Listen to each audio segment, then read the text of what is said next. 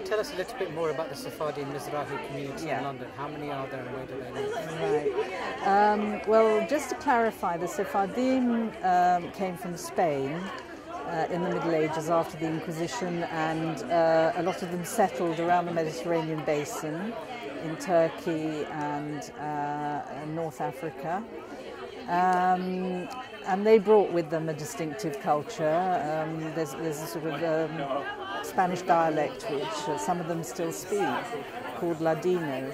The Mizrahim were settled 3,000 years ago, really well before Islam, in countries like Iraq and Yemen, and also in North Africa. And they were really the indigenous communities in that region. There is a community in London. There are not many of us. There are perhaps 5% of the Jewish community, which is around 300,000, probably less than that now. So you can imagine there are not that many of us. When people say Jewish, they think of bagels, they think of chicken soup, but they don't think, and Yiddish expressions, they don't really think of our particular culture, which is quite different. My mum's side's from Iraq and my dad's side's from Yemen. And I'm a half and half. My mum is from England, but my dad is from India. My mother's family comes from Iraq, Baghdad, and my father's family comes from Eastern Europe. So my family are from Uzbekistan, I'm from Bukhara. I'm also half Sephardi and half Ashkenazi. I'm an Orthodox Jew. My families have come from very different parts of the world. My mother came from Algeria and had to leave when she was 1 year old, and she left with her family to France because the Jews were no longer welcome there. And my father, his father's from Germany and Poland. I'm from Syria. So for our audience, what is the actual difference between, say, European or Ashkenazi Jews from Mizrahi? What separates them? Well, we all came from the Middle East originally, and there are genetic studies to prove it. But the Ashkenazim took a different route somehow. Ashkenaz means Germany, and the Ashkenazi community settled on the banks of the Rhine and in northern France. And then later in their history, they were forced to move by pogroms in the Middle Ages, and they moved east towards Poland, but they still preserved their Yiddish language, which is a form of medieval German. The Sephardim settled in Spain, and as I said, some still do speak a form of Spanish, an ancient Spanish. The Mizrahim, a lot of them never really moved from biblical times, from the destruction of the temple, which was in 586 BC. Jews lived in what is now Iraq, which was then Babylon, continuously for 2,500 years, until 50 years ago when they were all forced to leave. We often hear about cultural revival from Mizrahi and Sephardim. Why do you think this is? Personally, I don't think so. Sephardi culture is very strong, and even in families where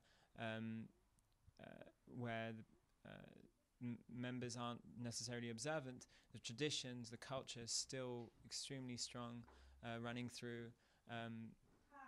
People still listen to the same music and sing the same songs and celebrate the same moments. So I don't think so. Okay, I think that Mizrahi and like Sephardi is kind of, it's not as well known as, let's say, the Ashkenazi Jews. But there are a lot of us out there, and there's a lot of things that just aren't catered to. and I think it's like people are now trying to involve us a lot more and like get like our generation as well involved in our heritage, because it's been slightly forgotten. Yeah, there are a lot of communities in different areas. Like in Stafford Hill, there's a few different Sephardi communities. In St John's Wood, Maida Vale, like Golders Green, Hendon, but it's not shown as much as others. But I think now it's more. One thing that is really obvious in Sephardi culture is their inbuilt faith, and I feel that that's inherent in all different types of the Jewish Orthodox community. The faith is what keeps them going through, and I think that that's definitely revived and being brought out in all different spectrum of the Jewish community. In terms of the actual culture, it's difficult because we've moved on and we're not living in the Arab countries anymore, but we like to keep the traditions that we had because they remind us of who we are. You can see we both got our henna done, and that's a very special tradition for North African Jews. So yeah, it's very interesting to see different kinds of Jews coming together and enjoying such a beautiful experience. Anyway. There's actually very little about Mizrahi or Sephardim culture within the popular media and so on. Whenever it's depicted, especially Ashkenazi who are depicted. Could you tell us why that is and how do the Mizrahi and Sephardim feel about it? Well, there's a very simple reason for that, and that's because the Ashkenazim are the majority.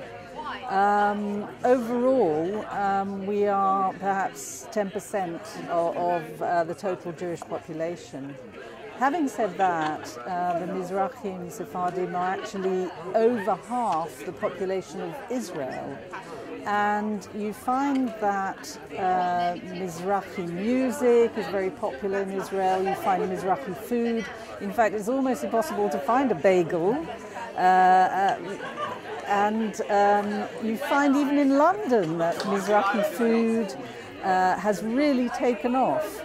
The last salt beef restaurant closed down a few years ago, and instead you've got kebab places, you've got all sorts of kosher revistments offering Mizrahi food. What's the significance of having a Middle Eastern and a North African style henna party, and why? Well, this is something that's being revived. It's something that's happened really for hundreds of years. The Jews who were born in the Middle East or North Africa, they always had these celebrations. It brings lots of luck. There's lots of different traditions. It depends really. The Iraqi traditions are different from the North African traditions. So we're having a bit of a melting pot tonight. So what are those differences? Well, for example, how the henna is applied. So that's going to be, in fact, here we've got this is Iraqi style. The Iraqis actually put the henna, which is the paste which has been mixed here from the henna flour, and it's mixed with rose water. And for the Iraqis, they put it onto all of their fingertips and then they wrap it with foil so that it's not going to stain any of their clothes. What we're actually going to be doing tonight is more of the North African technique, which is you actually put the henna into the palm of the hand, and then there's like the cotton wool on top, and there's red ribbon for luck tied around, and as well it's like embellished to make it pretty. So we're adding lots of extras. Last question, what message would you like to give the world about Mizrahi and Sephardim Jews? What do you want the world to know about them? Firstly, we're not the kind of stereotypical fiddle on the roof type Jews with the Canadian and gefilte fish. We have a variety of different types of foods and music, and it's really Middle Eastern.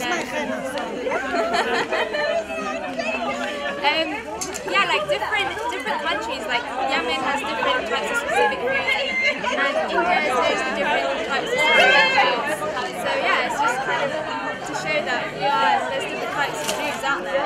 We come from anywhere and everywhere, we're all different, and we're just, the one thing in common is that we're Jewish. And there's so many like individual differences, and it's just amazing like how many types of Jews there are out there. I want the world to know that we exist. Unfortunately, almost 1 million of us were expelled from the countries that we lived in the last 60 years. and we spread about all over the world, mainly Canada, the United States, Britain, and Israel. The fact that we were received into these countries, we were extremely grateful, and we're still here, we're still strong, we're continuing our traditions. So essentially what we'd probably like to tell you is that you really shouldn't stereotype people. Like, when you think of Mizrahi or Sephardi Jews, you're thinking of, like, I don't know, someone wearing this. But in my day job, I'm just wearing normal clothes, you know, I'm just looking normal, I'm just looking, not normal, but you know, like your average person. So, you know what, everyone should come together, hug it out, okay? Let's not get started on the Israeli-Palestine conflict, let's not get started on live on camera. What I want to say is that you shouldn't generalise, you know?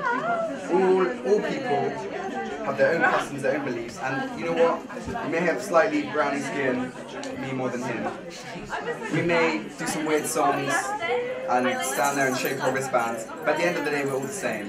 The Sephardi community are vibrant, and although they've also come from a difficult past, they were refugees, they came with nothing to most of the countries that they went to after being expelled. They still feel passionate about their Judaism, they feel passionate about their traditions, and it's part of what builds and makes them into who they are. And it's not something that we'd want to lose over time, it's something that we'd want to keep and keep it going strong.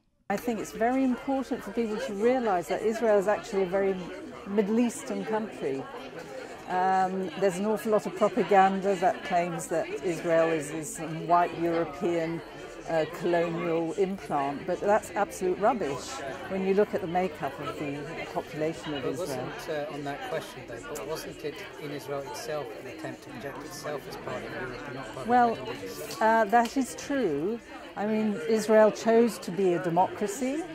It chose to espouse Western values in some ways, and I think it did the right thing, because if it had espoused the local values, that it would be a dictatorship. Nobody would have any rights, and look at the mess that the Arab world is in now.